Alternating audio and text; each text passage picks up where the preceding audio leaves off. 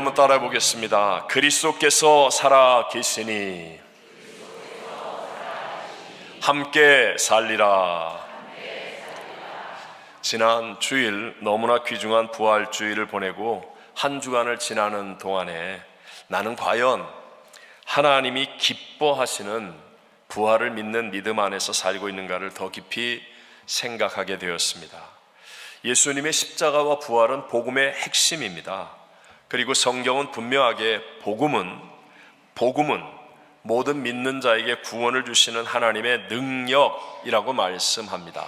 함께 우리 로마서 1장 16절을 같이 읽어보겠습니다. 내가 복음을 부끄러워하지 아니하노니 이 복음은 모든 믿는 자에게 구원을 주시는 하나님의 능력이 됨이라. 아멘. 그러면서 지난번에 제가 한국에서 어떤 분을 만나서 식사하기 위해서 백화점 식당가를 가게 되었었는데요, 에스컬레이터를 타고 이렇게 계단을 오르면서 VIP 고객을 위한 이렇게 준비된 멋진 방이 따로 있는 것을 보았습니다. 반대로 또 수많은 그 백화점 안의 손님들 가운데는 서비스를 오남용하거나 가게나 직원에게 피해를 주는 진상 고객도 있다는 말도 들었습니다. 그러면서 하나님은 정말 놀라운 부활의 복음을 값없는 우리에게 은혜로 우리에게 주셔서 우리로 하여금 이렇게 하나님을 예배 드릴 수 있는 성도가 되게 해 주셨는데, 그 하나님께서 보실 때 나는 과연 VIP 고객에 속할까 아니면 진상 고객에 속할까, 그런 생각이 참 지난 한 주간 동안에 여러 번 들었습니다. 자, 이제는 우리 모두가 다 부활의 주님을 믿는 믿음 안에서 하나님을 기쁘시게 하는 VIP 성도가 되어야 될 줄로 믿습니다. 나의 삶을 통해서 말입니다, 다른 사람들이 저 사람은 정말 복음을 통해서 변화되었어, 야, 저 사람을 보면 예수님을 믿는 게 저런 것 같아, 저 사람은 참으로 예수님을 닮아가는 삶을 살아가고 있는 것 같아, 이렇게 하나님의 능력을 보여줄 수 있는 믿음의 삶을 살아야 한다는 것입니다. 오늘 저는 그리스도께서 살아계시니 함께 살리라 라는 제목으로 부활의 믿음으로 살아가는 신앙에 대해서 두 가지 은혜를 함께 나누고자 합니다. 첫 번째, 우리가 부활의 믿음으로 살기 위해서는요, 불편함과 약함을 두려워하지 않아야 합니다. 다시 한번, 무엇을 두려워하지 않아야 돼요? 불편함과 약함을. 한 번 더 해볼까요? 불편함과 약함을 어떻게 하지 않아야 돼요? 두려워하지 않아야 한다라는 것입니다. 여러분, 우리가 살고 있는 이 세상은 언제나 힘을 숭배하고 부하기를 원합니다. 그리스 로마 신화에 나오는 사람들이 만들어 놓은 모든 신들은 도덕성이 정말 전혀 없는데도 불구하고 힘을 자랑하고 있지 않습니까? 또 오늘 성경 본문의 배경인 고린도 교회 시대 때는 특별히 부를 숭배하면서 돈 많고 힘있고 유명한 것을 자랑하는 그런 시대였습니다. 오늘날도 변하지 않습니다. 사람들이 원하는 영화의 주인공 하여튼 여기 보면 영웅이라고 하는 사람들은 다 힘을 가진 존재 아니겠습니까? 또한 사람의 가치도 돈으로 측정하거나 환산하는 그런 세상을 살아가고 있습니다. 예를 들어 손흥민 선수가 어떤 사람인지 전혀 모르는 사람이라 할지라도 그의 주급이 일주일에 받는 돈이 28만 불입니다. 그러면 잘하는구나, 이렇게 이해합니다. 또 이 선수가 사우디아라비아에 가면 1년에 1억 3천만 불의 연봉을 받습니다. 실력이 굉장히 좋은 사람이구나, 이렇게 돈으로 모든 사람들을 계산할 수 있는 시대이기도 합니다. 이런 세상에 부응해서 신앙도 자칫 잘못하면 힘과 부에만 초점을 맞추기가 쉽습니다. 물론 우리의 구세주 예수님은 이 땅에 오신 목적이 우리로 생명을 얻게 하고 더 풍성히 얻게 하려 하심이 맞습니다. 그래서 예수님 우리의 가난과 저주를 청산해 주시기를 원하시고, 또 예수님이 채찍에 맞아 보혈 흘려 주심으로 우리의 질병도 치료하시기를 원하십니다. 우리 마음과 삶을 치유하고 회복시켜 주셔서 우리의 삶의 질이 점점 더 좋아지게도 하시는 분입니다. 그러나 우리의 부활 신앙은 여기에만 머물러 있어서는 안 됩니다. 여러분, 우리가 잘 아는 초대교회의 신앙, 그 신앙은요, 예배 드리는 날을 유대교의 안식일에서 예수님이 부활하신 날로 바꿀 만큼 철저한 부활 신앙 중심의 교회였습니다. 그들의 인사는 마라나타, 부활을 믿는 믿음의 고백이었습니다. 그런데 그들은 이 부활 신앙으로 세상의 부, 세상의 힘, 세상의 권력을 얻은 것이 아니었습니다. 오히려 그들은 이 부활 신앙으로 핍박을 받기도 했었고, 고난 가운데 빠지기도 했었고, 순교의 죽음의 자리까지도 갔었지만, 그러나 하나님의 능력은 가장 극대화되어서 나타난 곳이 바로 초대교회였습니다. 즉, 오늘날 제대로 된 신앙은 믿음의 역설이 증거되어진 초대교회를 바라보면서 우리 모두 초대교회로 돌아갑시다, 초대교회를 본받읍시다 라고 하는 것이 제대로 된 신앙이라고 말할 수 있을 것입니다. 자, 오늘 본문 4절을 같이 한번 읽어보겠습니다. 그리스도께서 약하심으로 십자가에 못 박히셨으나 하나님의 능력으로 살아 계시니 우리도 그 안에서 약하나 너희에게 대하여 하나님의 능력으로 그와 함께 살리라. 아멘.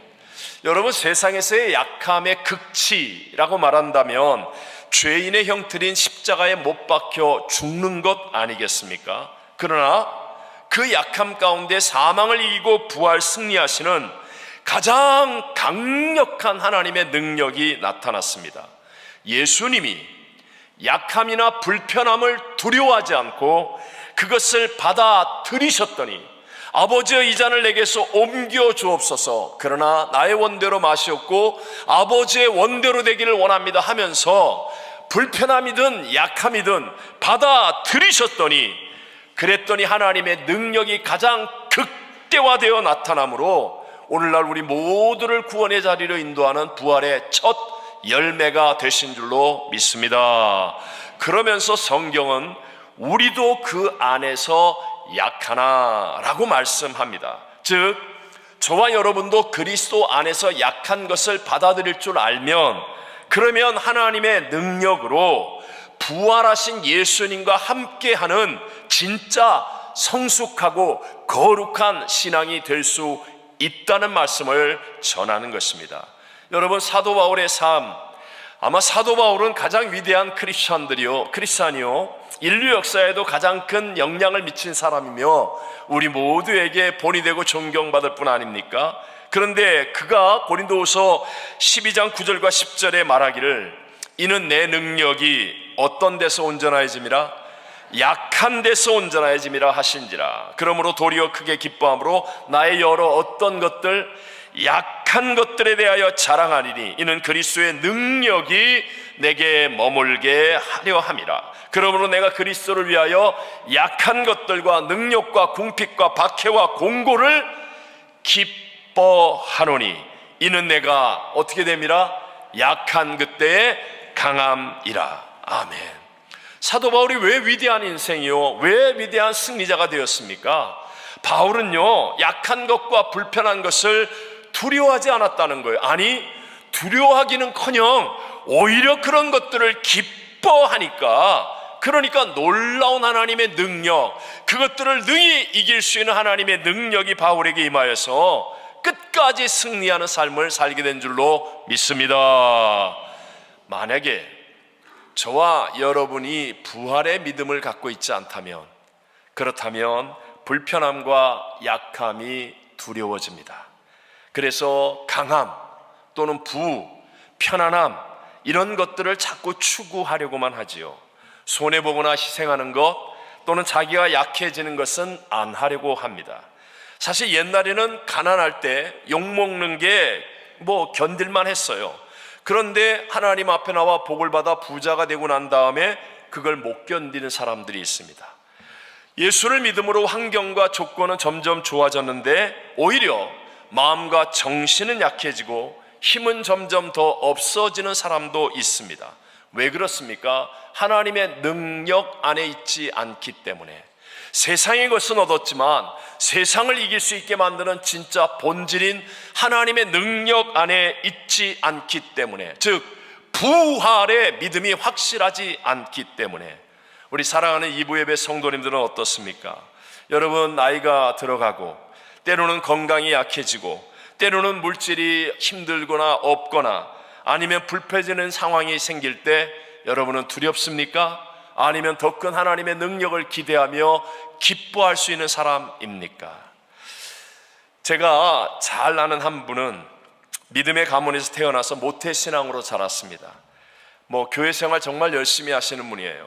한국에서 서울대를 나왔고 미국에서도 살면서 유명한 기업에서 부러워하는 직책을 다 누렸습니다. 한국에 처음 아이클라우드를 시작하면서 IT 회사로 아주 승승장구했습니다.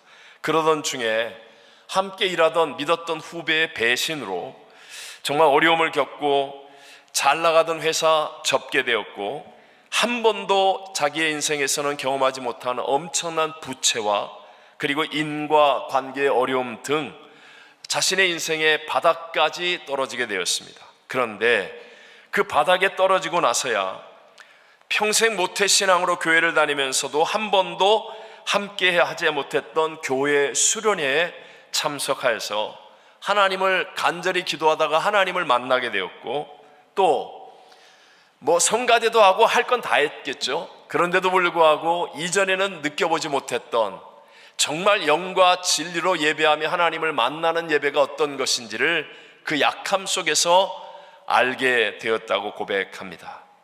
버스와 지하철을 타고 옛날에 그 좋은 차들, 좋은 것들 하나도 없이 버스와 지하철을 타고 대학에 강의를 나가는 것도 감사하고, 나이 70이 넘어서 아프리카나 아시아 등 선교지 학교에 가서 몇 주 동안을 고생하며 현지인들을 가르치는 일을 하는 것이 너무나 좋다고 했습니다. 항공료나 생활을 위해서도 매 순간순간마다 하나님을 의지하는 믿음이 되니까 옛날에 오히려 모든 것이 넘쳐날 때는 경험할 수 없었던 하나님이 주시는 능력을 경험하면서 말할 수 없는 평안, 기쁨을 더욱 누리게 되었다라고 감사하며 간증합니다. 여러분, 부활신앙이 내게 업그레이드 되어지면 우리도 불편함과 약함을 두려워하지 않을 수 있습니다. 무능함이나 나이 들어감도 받아들일 수 있습니다. 때로는 돈이 없거나 아니면 병 들어가는 것도 괜찮습니다. 왜냐하면 그보다 더 큰 하나님의 능력으로 나와 함께 하시는, 절대로 변하지 않으시는 주님이 믿어지기 때문입니다. 두 번째로요, 부활의 믿음을 살기 위해서는요, 나의 믿음을 시험하고 확증해야 합니다. 다시 한번, 누구의 믿음을? 나의 믿음을 어떻게 하라고요? 시험하고 확증해야 합니다. 여러분, 지금은 모든 사람들이 다 아는 말세 아닙니까? 예수를 믿지 않은 사람도 말세라는 말을 서슴지 않고 또 부인하지 않고 다 하는 시대입니다. 말세, 끝이라는 말입니다. 예를 들어서 육상 같은 어떤 운동 경기라도요, 그런 것을 할 때 보면 마지막이 되면 어떻게 합니까? 거의 젖먹던 힘까지도 다 끄집어내어서 남김없이 최선을 다하는 겁니다. 이것이 승패를 결정하게 되기 때문입니다. 사실 처음에는 좀 넘어져도 다시 일어나서 뛸 수 있습니다. 그러나 마지막은 넘어지거나 실수하면 끝입니다. 이게 마지막이라는 겁니다. 신앙도 마찬가지예요. 왜 우리가 나를 시험하고 확증해야 됩니까? 내가 믿음이 있는 줄 알았는데 마지막 결정적인 순간에 예배나 기도가 안 된다면 이것은 최악입니다. 그래서 언제나 나의 믿음을 시험하고 확증해야 됩니다. 내가 믿음 안에 있는지, 또 내가 정말 그리스도 예수와 함께하는 사람인지를 시험하고 확증해 보아야만 한다는 것입니다. 자, 여러분 지금 주머니 안에 무엇이 있는지 확인할 수 있습니까? 없습니까? 확인할 수 있으시죠? 확인할 수 있습니다. 여러분, 그것보다 더 분명한 것, 믿음을 시험했는데 예수 그리스도께서 내 안에 계신지 안 계신지를 모르겠다. 그거는요, 예수님이 안 계신 겁니다. 누가 나를 건드렸는데 예수님이 안 나오고 내 혈기가 나오고 내 성진이 나온다. 예수 그리스도가 계신 것이 아닙니다.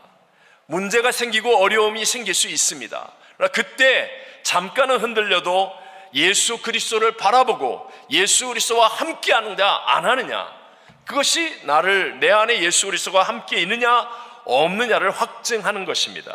오늘 본문 5절을 우리 다 같이 한번 읽어보겠습니다. 너희는 믿음 안에 있는가? 너희 자신을 시험하고 너희 자신을 확증하라. 예수 그리스도께서 너희 안에 계신 줄을 너희가 스스로 알지 못하느냐? 그렇지 않으면 너희는 버림받은 자니라. 아멘. 자, 오늘 이 본문을 기록한 사람은 사도 바울이에요. 사도 바울은 우리가 아는 것처럼 어마어마한 환난과 핍박을 받았음에도 불구하고 끝까지 믿음으로 이겨내는 승리자였지 않습니까? 부활의 믿음을 가지고 있었기 때문이었습니다. 그런데 그런 사도 바울이 조금은 이해가 안 되는 듯한 말씀을 합니다. 여러 군데 가운데 빌립보서 3장 10절로 12절을 보면 바울이 이렇게 얘기합니다. 내가 그리스도와 그 부활의 권능과 그 고난의 참여함을 알고자 하여 그의 죽으심을 본받아 어떻게 해서든지 죽은 자 가운데서 부활에 이르려 하노니 내가 이미 얻었다 함도 아니요 온전히 이루었다 함도 아니라 오직 내가 그리스도 예수께 잡힌 바 된 그것을 잡으려고 달려가노라. 이렇게 말합니다. 자, 보세요. 내가 그리스도와 그의 부활의 권능을 알고자 하여 이렇게 말합니다. 또 어떻게 해서든지 부활에 이르려 하노니 이렇게 고백하고 있습니다. 왠지 느낌상 아직 이르지 않았다라는 의미가 느껴지지 않습니까? 바울은요, 신약 성경을 반 이상이나 반 가까이 쓴 사람일 뿐만 아니라 무엇보다도 부활장이라고 불려지는 고린도전서 15장을 쓴 사람이 바울입니다.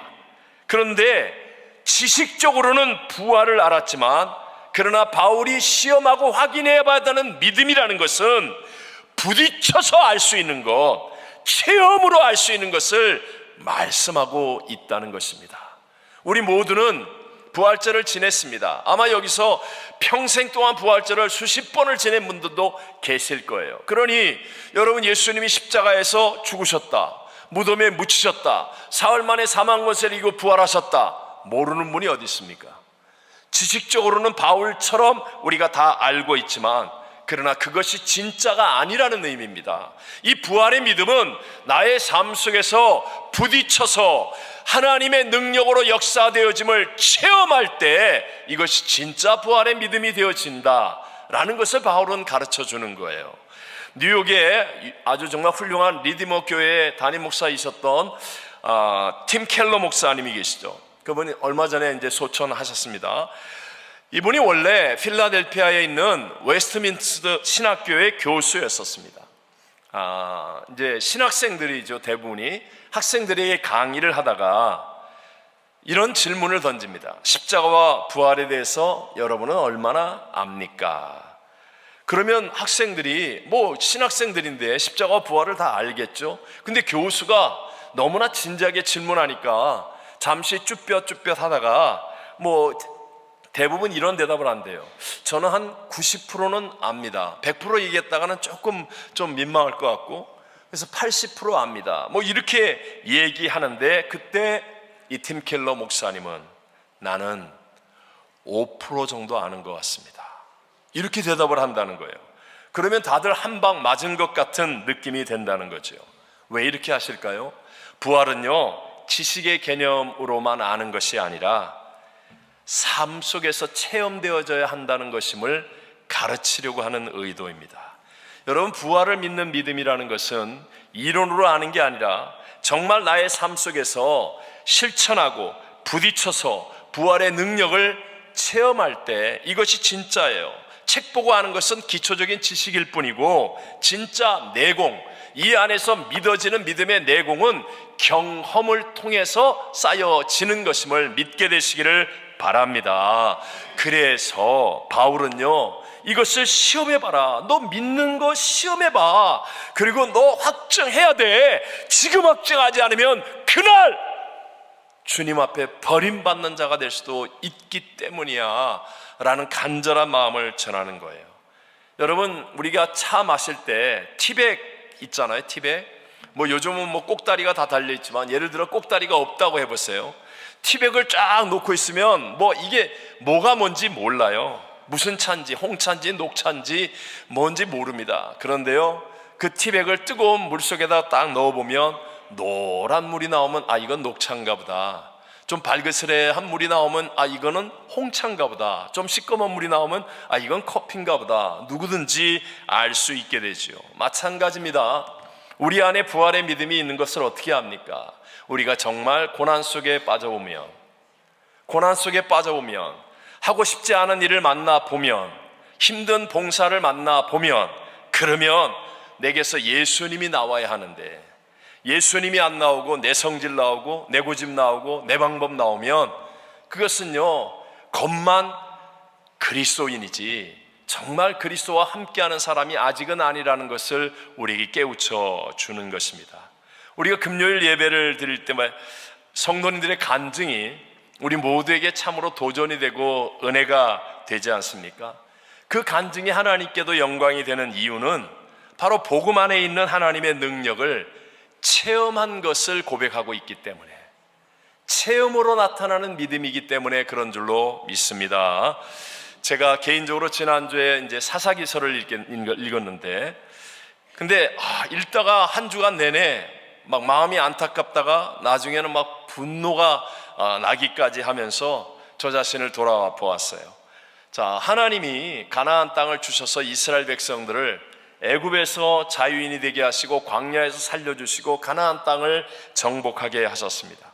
근데 그 땅에 들어가서 좀 먹고 살만해지니까 믿음을 안 지키고, 그러다가 주변 나라들에 의해서 압제를 당하고 고난을 당하게 되면 또 하나님을 향하여 살려달라고 부르짖어 기도하고 응답받고, 그래서 하나님이 사사를 통해서 그들을 구해 주셔서 평안이 찾아오고 다시 먹고 살만하면 또다시 범죄하는 그 패턴을 계속하여 반복하는 거예요.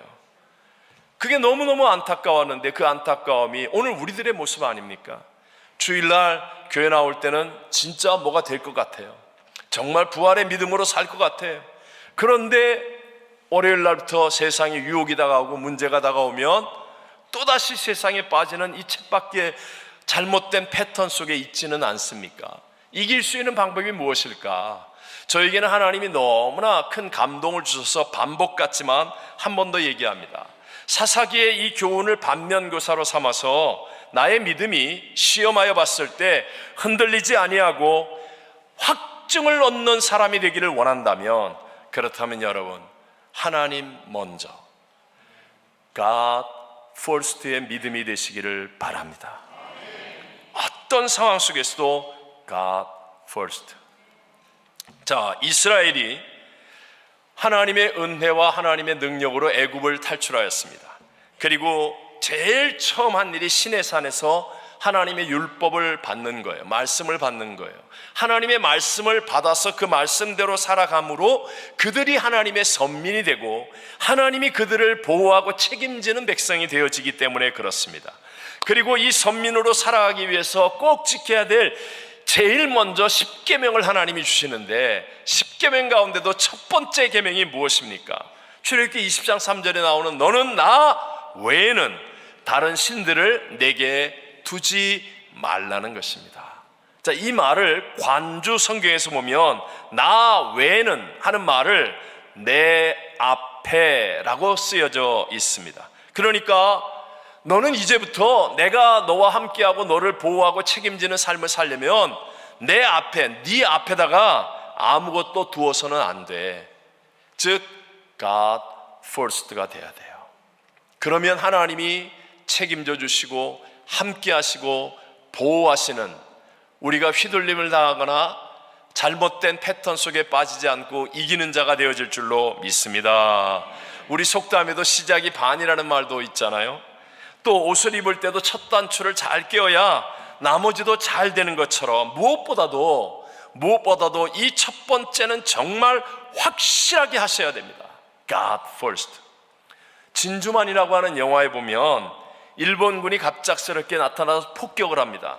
그래서 이 비행기 활주로에 포탄이 떨어져서 활주로의 길이가 짧아지는 거예요. 그러니까 다들 비행기가 이륙할 수 없다라고 생각하고 있었는데 한 용감한 조종사가 비행기에 탑승해서 포탄이 떨어져 짧은 활주로지만 강력하게 비행하여서 날아오르는 거예요. 한 명이 날아오르니까 나머지 비행사들이 전부 다 비행기에 타고 다 올라가요. 영화니까 가능한 일인지 모르겠지만, 그러나 여러분, 이게 중요한 거예요. 이 첫 번째 단추, 여러분이 먼저 God first를 잘 지켜내야 됩니다. 여러분, God first라는 것은 시간에 있어서도 하나님이 먼저예요. 아멘이십니까? 물질에 있어서도 하나님이 먼저입니다.